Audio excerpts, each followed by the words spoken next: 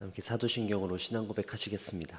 전능하사 천지를 만드신 하나님 아버지를 내가 믿사오며 그 외아들 우리 주 예수 그리스도를 믿사오니 이는 성령으로 잉태하사 동정녀 마리아에게 나시고 본디오 빌라도에게 고난을 받으사 십자가에 못 박혀 죽으시고 장사한 지 사흘 만에 죽은 자 가운데서 다시 살아나시며 하늘에 오르사 전능하신 하나님 우편에 앉아 계시다가 저리로서 산자와 죽은 자를 심판하러 오시리라.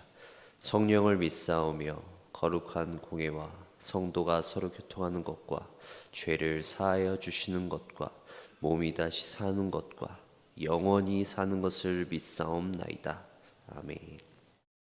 찬송가 484장입니다. 찬송가 484장입니다.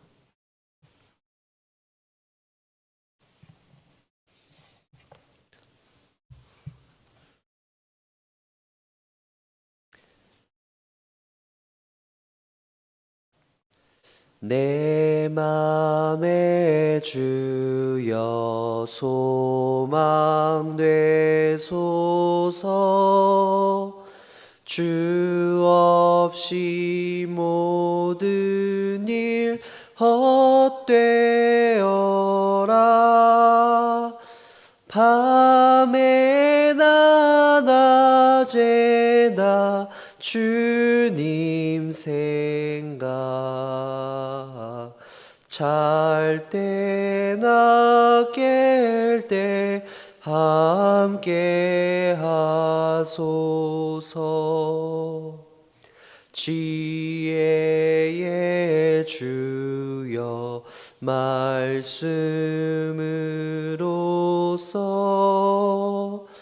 언제나 내 안에 계십소서. 주는 내 아버지 나는 아들.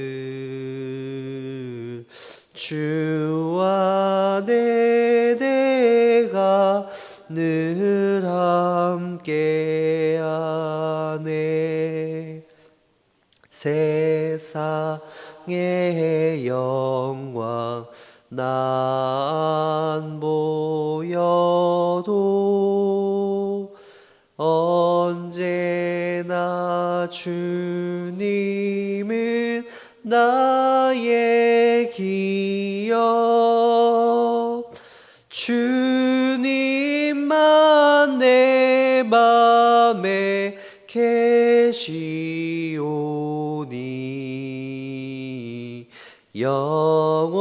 영원한 주님 참 귀하셔라. 영원한 주님 내 승리의 주. 하늘의 기쁨을 주옵소서. 어떠한 고난이 닥쳐와도 만유의 주여 소망 되소서. 아멘.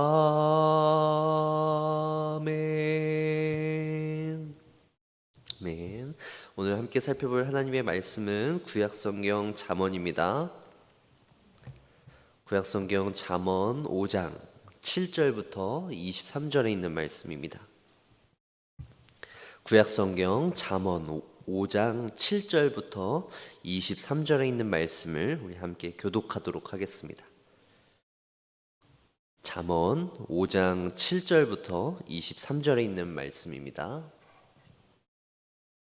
그런즉 아들들아 나에게 들으며 내 입의 말을 버리지 말고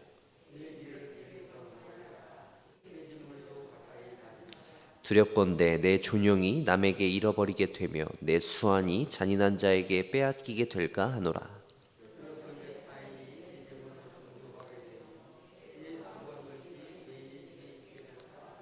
두렵건대 마지막에 이르러 내 몸, 내 육체가 쇠약할 때 내가 한탄하여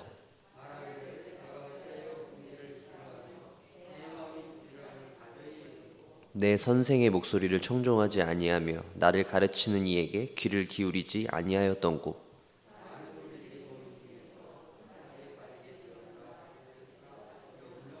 너는 내 우물에서 물을 마시며 내 샘에서 흐르는 물을 마시라.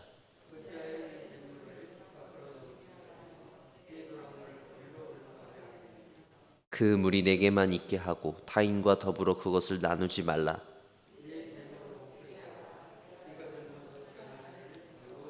그는 사랑스러운 암사슴 같고 아름다운 암노루 같으니 너는 그의 품을 항상 족하게 여기며 그의 사랑을 항상 연모하라.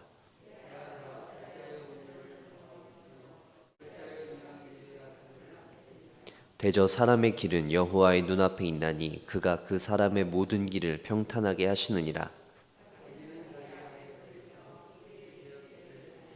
함께 읽겠습니다. 그는 훈계를 받지 아니함으로 말미암아 죽겠고 심히 미련함으로 말미암아 혼미하게 되느니라. 아멘.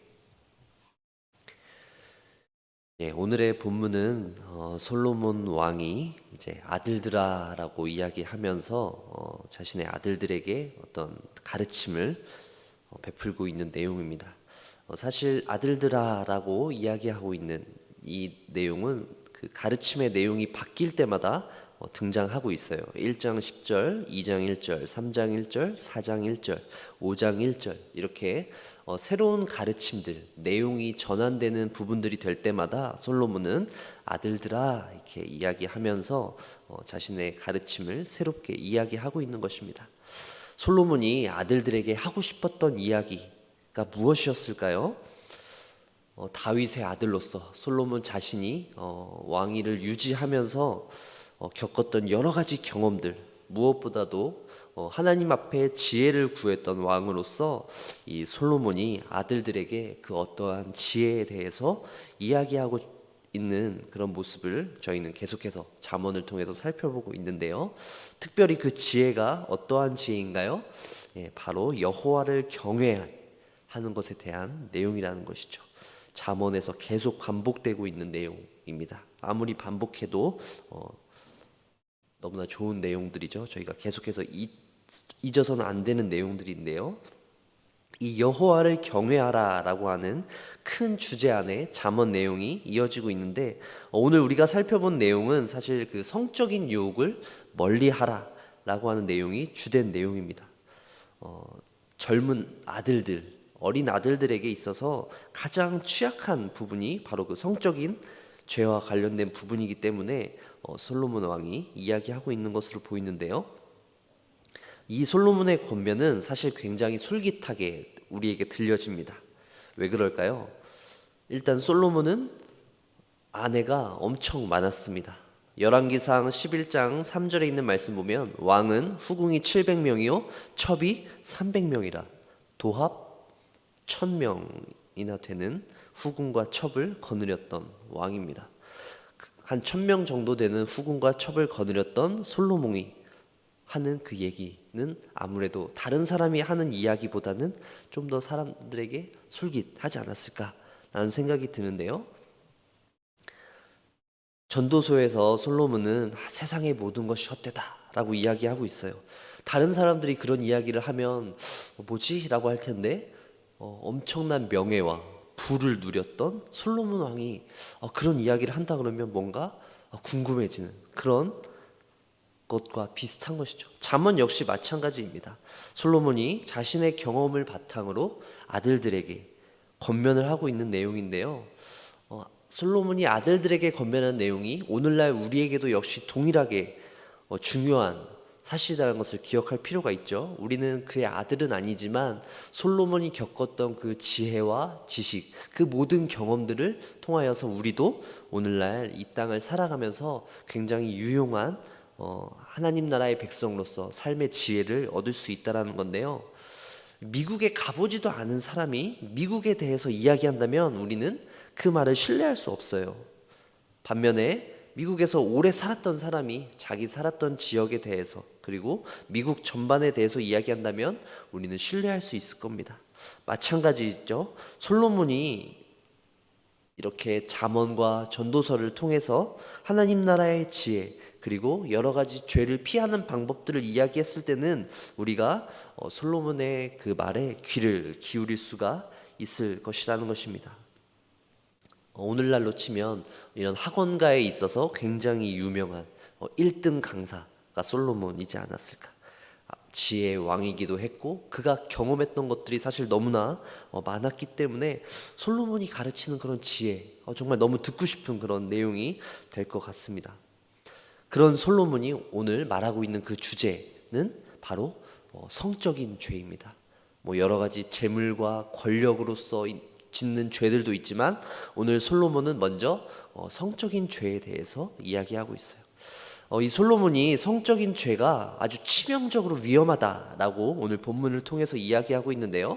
9절과 10절에 있는 말씀을 한번 보시면 두렵건대 내 존영이 남에게 잃어버리게 되며 내 수완이 잔인한 자에게 빼앗기게 될까 하노라. 두렵건대 타인이 내 재물로 충족하게 되며 내 수고한 것이 외인의 집에 있게 될까 하노라.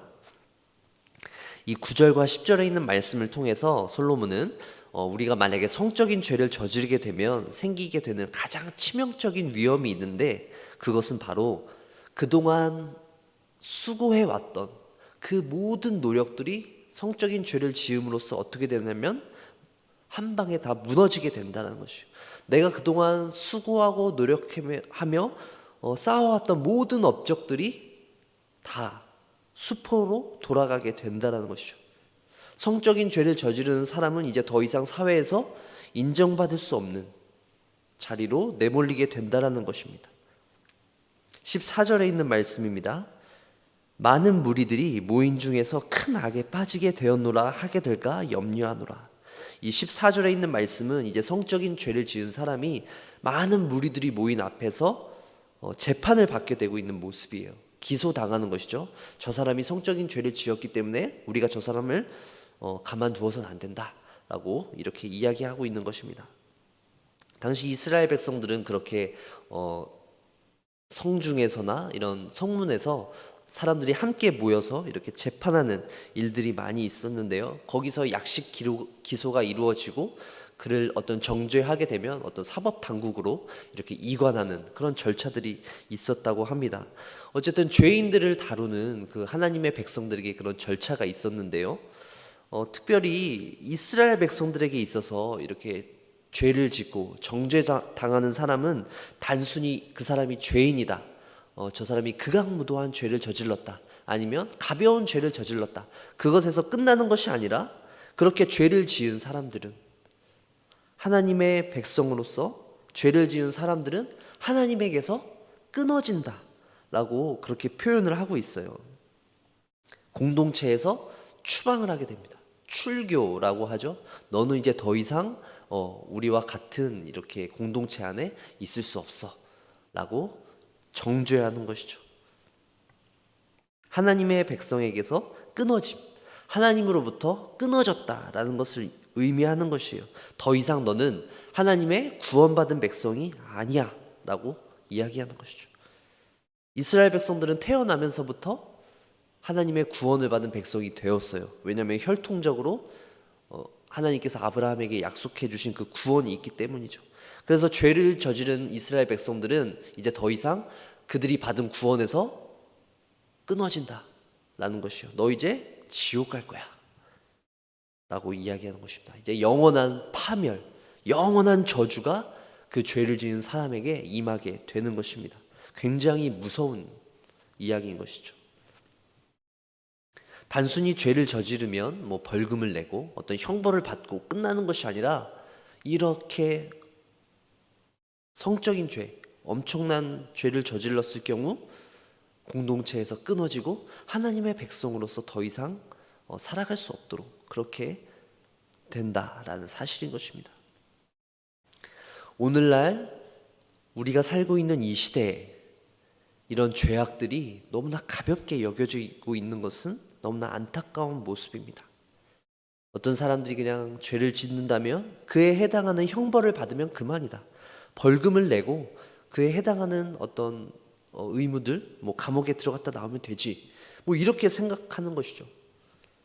죄의 가볍고 무거움을 떠나서 죄라고 하는 것 자체가, 오늘 본문에서는 성적인 죄만을 이야기하고 있지만 우리가 죄를 바라보고 있는 우리의 시선, 우리의 생각들을 다시 한번 깊이 생각해 봐야 합니다. 여러분, 오해하지 마십시오. 죄를 지은 사람들에게 너무 우리가 낙인을 깊게 찍자라고 이야기하는 것이 아닙니다. 죄를 지은 사람이 더 이상 재기할 수 없도록 모든 기회를 차단하자 라고 저는 이야기하고 있는 것이 아닙니다. 죄를 지은 사람을 엄벌하자라는 것에 대해서 부정하지도 않습니다. 죄를 지은 사람에게 합당한 어떤 형벌을 내리는 것, 그에게 벌금을 내리는 것, 저는 맞다라고 생각합니다. 하지만 우리가 너무 반대적으로 그 죄를 너무나 가볍게 여기는 그런 풍조가 있기 때문에 그것에 대해서 좀 주의하고 생각해보자 라고 말씀을 드리는 것입니다. 우리는 죄의 그림자도 밟지 않도록 주의해야 합니다. 우리는 죄의 근처에도 가서는 안 됩니다. 원천적으로 우리가 죄를 저지르지 않도록 죄의 습관들을 멀리할 수 있도록 우리의 환경 가운데 그런 죄들을 차단할 수 있도록 노력해야 합니다. 그럴 때 우리에게 생기는 질문이 하나 있는데요. 과연 우리가 이 세상에 살면서 그게 가능할까? 우리가 산속으로 들어가지 않는 이상 죄를 그렇게 원천적으로 차단하는 것이 과연 가능할까? 라는 생각이 듭니다. 우리가 살고 있는 매일매일 이 세상의 삶 가운데 살다 보면 우리 눈앞에서 벌어지고 있는 죄악의 모습들 마주하면서 살아갑니다. 아주 끔찍한 죄악들로부터 시작해서 아주 사소한 죄악들 우리 주위에서 들려오죠. 많은 소식들을 통해서 우리는 접하게 됩니다. 그리고 우리가 살면서 우리가 직접 보게 되죠. 우리가 그렇게 우리를 유혹하고 있는 그런 죄의 모습들을 보면서 그런 죄의 영향력이 가득한 세상 가운데 살아가면서 우리는 어떻게 하면서 그럼 죄를 멀리하면서 살아갈 수 있을까요? 어떻게 하면 죄를 차단하면서 살아갈 수 있을까요? 우리는 죄를 짓고 살고 싶지 않은데 계속해서 들려오는 그런 죄의 모습들을 보면서 우리는 어떻게 하면 죄를 멀리하면서 살아갈 수 있을까요? 21절과 23절에 있는 그 말씀 속에서 좀 해답을 찾아보고자 합니다. 21절과 23절에 있는 말씀 함께 읽도록 하겠습니다. 대저 사람의 길은 여호와의 눈앞에 있나니 그가 그 사람의 모든 길을 평탄하게 하시느니라. 악인은 자기의 악에 걸리며 그 죄의 줄에 매이나니 그는 훈계를 받지 아니함으로 말미암아 죽겠고 심히 미련함으로 말미암아 혼미하게 되느니라. 대저 사람의 길은 어디에 있다고 하나요? 여호와의 눈앞에 있다라고 합니다. 하나님의 눈앞에 우리의 길이 있습니다. 하나님께서는 우리의 길을 주목하고 계신다라는 것이죠. 그리고 그 하나님께서 우리의 모든 길을 평탄하게 하고 계십니다. 하나님께서 우리가 걷고 있는 이 길을 평탄하게 하고 계신다라고 하는 말의 의미는 하나님께서 우리의 삶을 들여다보고 계시며 우리의 삶이 높아질 때, 때로는 우리의 삶이 낮아질 때를 보시고 그것이 평평할 수 있도록 작업을 하신다는 것이죠. 때로는 우리의 삶 속에서 굉장히 높아질 때가 있어요. 우리가 성공을 거두게 되거나 우리가 하나님 앞에서 굉장히 자랑할 수 있는 굉장한 업적들을 이루게 될 때가 있습니다. 그럴 때는 우리의 삶이 굉장히 높아지게 되는 것이죠. 그리고 때로는 우리가 하나님 앞에서 살게 되면서 우리의 삶이 낮아지게 될 때가 있습니다. 어떨 때일까요? 우리가 좀 죄를 짓는다거나 우리가 하나님 보시기에 그렇게 기뻐하실 만한 행동들을 하지 않을 때 우리의 삶은 낮아지게 되는 것이죠. 우리의 삶은 그렇게 높거나 낮음으로 굴곡을 이루게 될 것입니다. 그런 우리의 삶을 하나님께서 보시면서 평탄하게 하시는 작업들을 하고 계세요. 우리의 성공, 우리의 업적들을 보시면서 하나님께서는 그건 다 너의 힘으로 한 것이 아니야 라고 하시면서 그것들 때로는 이렇게 깎으시면서 평평하게 하시고, 또 우리가 실수를 하게 될 때 우리의 삶 속에서 그런 실수를 통해서 낮아지게 되어질 때 하나님께서는 그 낮아진 우리의 모습을 이렇게 세워주심으로써 다시 원래의 자리로 돌아올 수 있도록 그렇게 평탄하게 하는 작업들을 하신다라는 것이죠. 이 하나님께서 평평하게 하신다, 평탄하게 하신다라는 말의 의미에는 그렇게 우리가 생각해 보면 되고, 또 하나의 의미가 있는데, 평탄하게 하신다라고 할 때는 그 저울질하다라고 하는 의미가 있어요. 우리가 성공을 거두고 우리가 실패한다라고 할 때 하나님께서는 그것을 주의해서 살펴보신다라는 것이죠. 우리가 거둔 성공이 과연 하나님을 위해서 한 성공인지 하나님께서는 그것을 시험하시고 평가해 보십니다. 우리가 거둔 성공의 무게를 저울에 두고 달아보신다는 것이죠.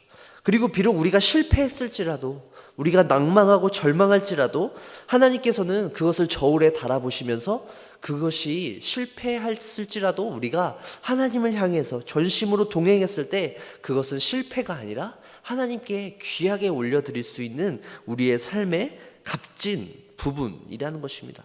단순히 우리 눈앞에 드러났을 때 성공이냐 실패가 중요한 것이 아니라 우리가 그 순간순간마다 하나님 앞에 얼마나 최선을 다했는가, 그것을 하나님께서는 들여다보고 계신다는 것이죠.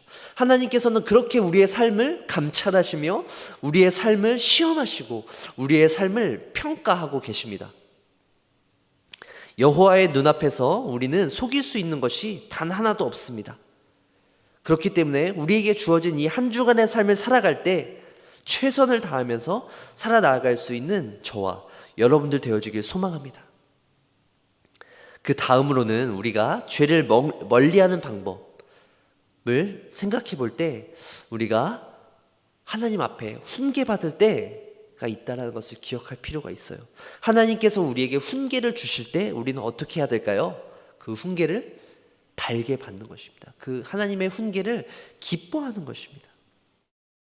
하나님께서 주시는 그 훈계에 대해서 기뻐함으로 받는 것이 중요하다라는 것이죠. 23절에 있죠.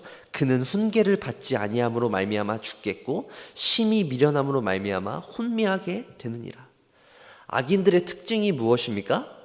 훈계를 받지 않는다라는 것입니다. 훈계를 기뻐할 사람은 없겠지만 하나님의 백성들은 이렇게 하나님께서 우리를 훈계할 때 그 훈계를 기쁘게 받아들여야 한다는 것이죠. 그렇지 않으면 죽게 되고 심히 미련함으로 말미암아 삶이 혼탁해집니다. 혼미하게 된다라는 것이죠. 더 이상 하나님의 말씀이 우리에게 훈계로 나아올 때 그 훈계를 받아들이지 못하면 우리의 욕심과 우리의 정욕대로 살다가 우리는 이 세상에서의 삶을 마감할 수밖에 없을 것입니다. 하나님께서 여러분들을 훈계하실 때 기쁨으로 아멘 하고 받아들이시겠습니까? 우리가 얼마 전에 살펴본 출애굽기 말씀들 기억하시나요? 거기서 애굽의 왕 바로의 모습을 기억하시죠? 하나님께서 재앙으로 끊임없이 애굽 왕 바로에게 이야기하십니다. 그의 완악함을 꾸짖으세요. 훈계하십니다. 하지만 바로는 돌아서지 않아요. 잠깐 회개하는 듯한 모습을 보이지만 다시 원래의 모습으로 돌아가 버립니다. 훈계를 받지 않는 사람들의 전형적인 모습입니다. 자존심 상하고 상처받는 거 누가 좋아하겠어요? 하지만 이것은 죽고 사는 문제입니다. 죄를 짓고 살아가는 하나님의 백성으로서 하나님의 훈계를 받아들이지 않는다라는 것은 단순히 자존심의 문제가 아닙니다. 우리가 이 세상에서 살아갈 때, 하나님의 백성으로서 살아갈 때 하나님의 훈계를 받아들이지 않는다라는 것은 그렇게 우리의 삶과 죽음의 문제와 연결되어진다는 사실을 우리가 기억할 필요가 있습니다. 죄를 짓게 된다라는 것 너무나 가볍게 여겨서는 안 된다라는 것입니다. 우리가 죄를 짓게 되면 그것이 한 번으로 끝나지 않는 것이죠. 죄를 짓고 한 번, 두 번 계속해서 넘어간다면 더 큰 죄악이 우리를 향해서 몰려오게 됩니다. 사랑하는 성도 여러분, 지금 여러분들을 괴롭히고 있는 죄악이 무엇입니까? 여러분께서 지금 하나님 앞에서 씨름하고 있는 죄의 문제는 무엇입니까? 죄를 멀리 하십시오. 결단코 죄를 짓지 마십시오. 이런 말씀을 들으실 때 여러분들의 마음에 아무런 감동이 없고 더 이상 죄와 싸우는 일에 아무런 관심이 없다면 우리의 영혼은 이미 굳어져 버렸습니다. 더 이상 죄와 싸우는 일에 모든 힘을 빼앗긴 상태라는 것입니다. 나의 죄악으로 인하여서 그 슬픔이 너무나 크고 더 이상 나의 죄악을 해결할 수 없어서 하나님 앞에 지금 나올 수밖에 없다라고 한다면 희망이 있는 것입니다. 하나님께서 여러분들을 품어주시고 여러분들을 용서해 주실 것입니다. 이미 주님 앞에 나와서 주님께 용서를 구하고 있는 여러분들에게 하나님께서는 날마다 우리의 모든 죄를 용서해 주시고 우리가 새 힘을 얻도록 하실 것입니다. 여전히 우리 가운데 있는 이 죄의 모습, 십자가에서 우리의 모든 죄를 용서해 주셨지만 여전히 우리는 이 죄의 영향력 가운데에서 살아가면서 고군분투하고 있는 이런 우리의 모습을 보면서 하나님께서는 우리를 그냥 내버려 두시지 않을 것입니다. 우리가 죄와의 싸움을 싸워 나아가며 하나님 앞에 간절히 매어 달릴 때 하나님께서 우리와 함께 해주실 것입니다. 하나님께서 우리와 함께 싸워 주실 것입니다. 하나님께서 우리가 죄와 싸울 때 동행해 주실 것입니다.